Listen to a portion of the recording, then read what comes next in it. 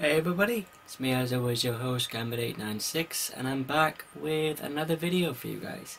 Today I'll be reviewing Batman Volume 1, Court of the Owls. The series is written by Scott Snyder and illustrated by Greg Capullo, and this is published by DC Comics under the New 52, and this first trade collects the first 7 issues of the series. Right off the bat, I want to say this was an absolutely fantastic read, and if you're a Scott Snyder fan, if you're a Batman fan, if you're a DC fan, or if you're looking to get into Batman, then I highly recommend this first trade of the first 7 issues. So the story starts out and we have Batman stopping a breakout at Arkham Asylum, and we're treated to a really cool double page spread of Greg Capullo's artwork showing off some of his rogues. So there you can see we have the likes of Scarecrow, we have Two-Face, we have the Riddler, we have Killer Croc. Just a really cool double page spread of Greg Capullo's artwork. And then we have a really cool fight scene of basically Batman just wailing down on these guys and stopping them from breaking out, as you can see there and there. I have to say the artwork in this first 7 issues by Greg Capullo was absolutely fantastic. My first exposure to Capullo's artwork was in the Spawn series by Doug McFarlane and Greg Capullo. I really liked his artwork there, and I have to say his artwork is just as good, if not better, than the from the time period where he was illustrating Spawn. Once again, it was a really cool double page spread of the Batcave and Bruce Wayne sitting in his high chair around all his equipment, as you can see there and there. We then have a gala dinner or a fundraiser for Bruce Wayne, and he has some plans for Gotham City and he wants to restore the city, so he's holding this fundraiser with some of Gotham's elite, trying to win their support and also to gain some funding for this project. Both Scott Snyder and Greg Capullo do a great job at introducing new readers to some of the characters within Batman's kind of Bat family, if you will.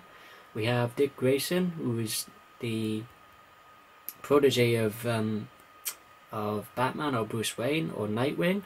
We have Damian Wayne, who is the current Robin.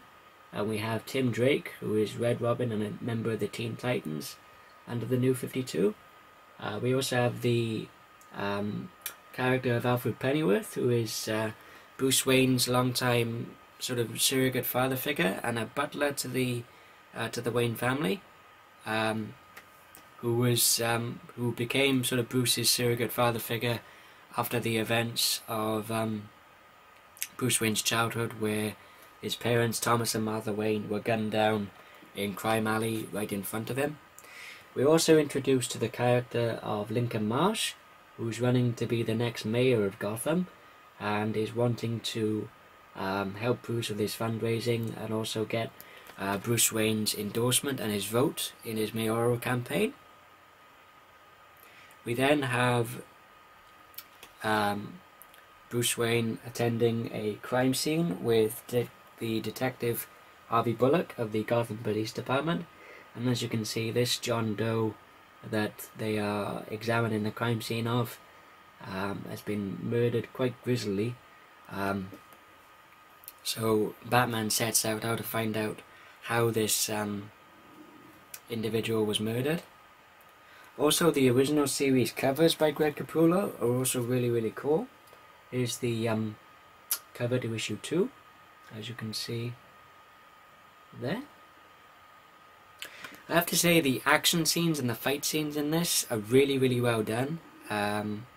We also see something that we also get to see Gotham City is its own character under the writing of Scott Snyder, and we have some of the history of Gotham filled in during these 7 issues, and we also see one of Bruce Wayne's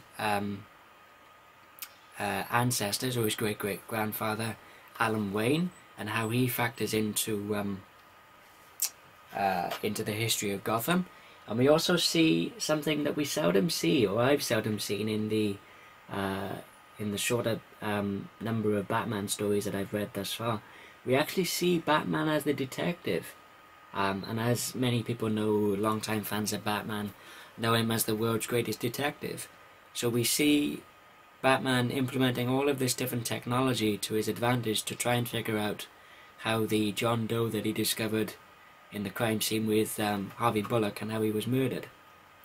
So then we have a meeting between Bruce Wayne and Lincoln Marsh, which they are interrupted by this assassin known as the Talon, who is one of the agents of the Court of Owls, which Bruce Wayne initially dismisses the Court of Owls as nothing more than a superstitious folklore and a Gotham legend, as he's never come across the Court of Owls before in his career as Batman. I'll just show you an example of a fight scene between Bruce Wayne and the Talon, as you can see there and there. I have to say the writing by Scott Snyder is absolutely fantastic, and I will admit I am a fanboy of Scott Snyder's. I will read anything that Scott Snyder writes. He's an absolutely fantastic writer, and Greg Capullo's artwork is equally on par with Scott Snyder's writing, in my opinion. Here we see a flashback to Gotham in the 1920s to Allan Wayne, and we see how Allan Wayne was actually involved with the Court of the Owls, and we also see his death, which was under very mysterious circumstances, which is then later explored by Batman later on, as you can see there. We then see that Batman is going out and exploiting all of the criminals in the underworld, trying to chase up on some leads of this mysterious owl costume clad assassin known as the Talon, who tried to murder Bruce Wayne, and find out if the Court of Owls is indeed real, which, as I said, Bruce initially dismisses them as a myth, as you can see there and there.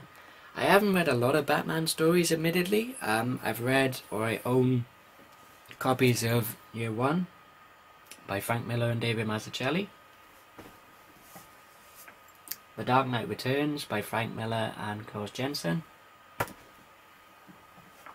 The Long Halloween by Jeff Loeb and Tim Sale, and I've also read the sequel, which is Dark Victory. I've also read The Killing Joke by Alan Moore and Brian Boland. I've also read the first volume of the Nightfall saga. I've seen the full seasons of the animated series, which is absolutely fantastic, from the work of Bruce Timm and Paul Dini and the rest of the animation team. I've also seen the animated movies, Red Hood and the Outlaws, Batman Beyond: Return of the Joker, also the Batman Beyond animated series, and the Christopher Nolan Batman trilogy of films as well with Christian Bale. But like I said, I haven't read that many Batman comic series, so to speak.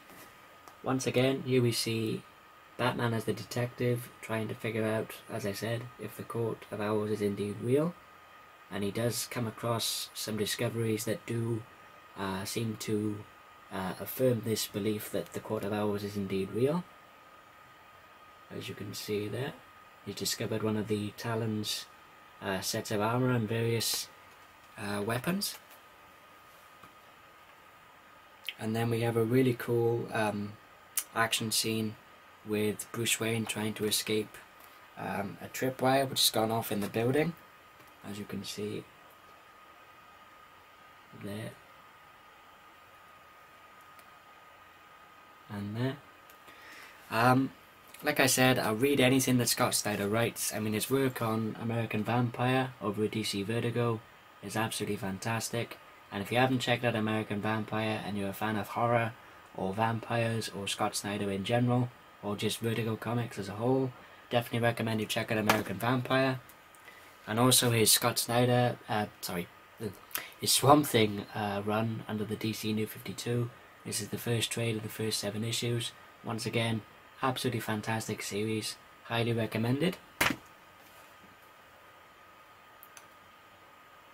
There's some really great character relationship defining moments between Bruce Wayne and Dick Grayson or Nightwing, and also Bruce and Alfred as well. And then with issue 5 we have something really cool. Scott Snyder and Greg Capullo have decided to basically, in this issue, Batman has been drugged because he's drank from this water fountain in the labyrinth, which is this giant maze that he's been trapped in by the Court of Owls.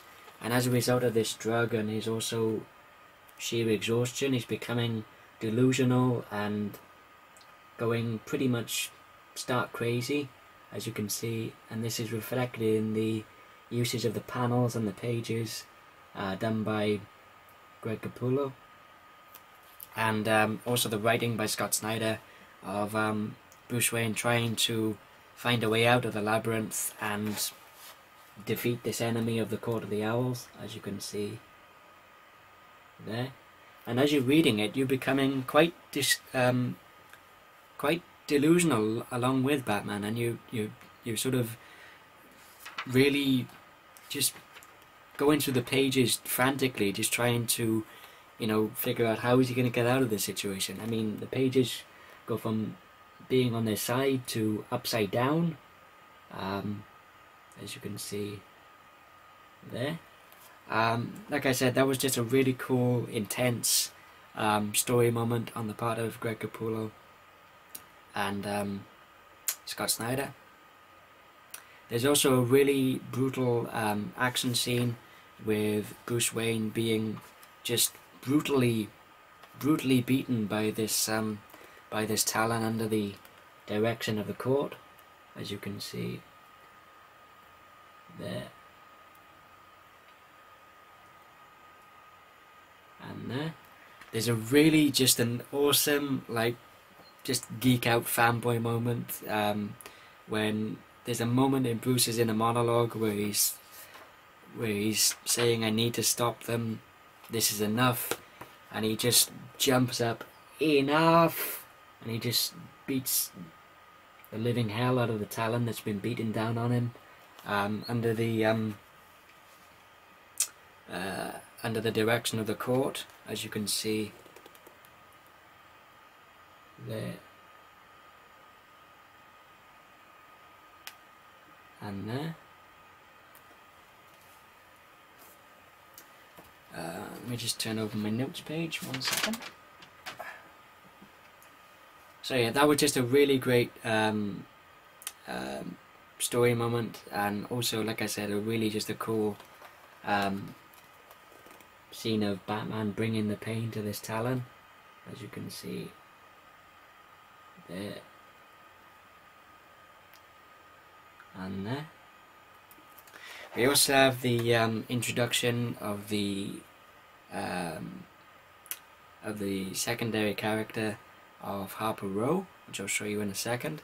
There's also a really cool nod to Batman Year One, which was the scene where the bat crashed through one of the windows of Wayne Manor, which gave Bruce the inspiration to don the Batman costume and become a bat, which he thought was a sign from his late father, Thomas Wayne. So it sort of begs the question, you know, how much of the Batman mythos from the old 52, now with the new 52, is still canon and still a part of the Batman mythology. Here we see the character of Harper Row in the bottom left panel of this page, as you can see there. Hopefully you guys can see that. This is just an absolutely fantastic first volume of Batman from Scott Snyder and Greg Capullo. This was absolutely fantastic, and like I said at the start of this review, if you're a Scott Snyder fan, if you're a DC fan, if you want to get into Batman, or you're a Batman fan and you're looking to get some more just general fantastic awesome Batman fix from a new series, then you need look no further than Scott Snyder's Batman under the new 52. This was an absolute 5 out of 5 for Batman Volume 1, Court of the Owls, and I highly recommend you check this out if you haven't already. And that about concludes this review video, guys. Thank you everybody for watching. Hope you all enjoyed this video. If you did, give it a thumbs up. If you didn't like it, give it a thumbs down. As always, feel free to leave a comment below in the comment section. If you're new, please feel free to subscribe. And until next time, this is Scambit896 signing off, and I'll see you guys next time. Take care, guys.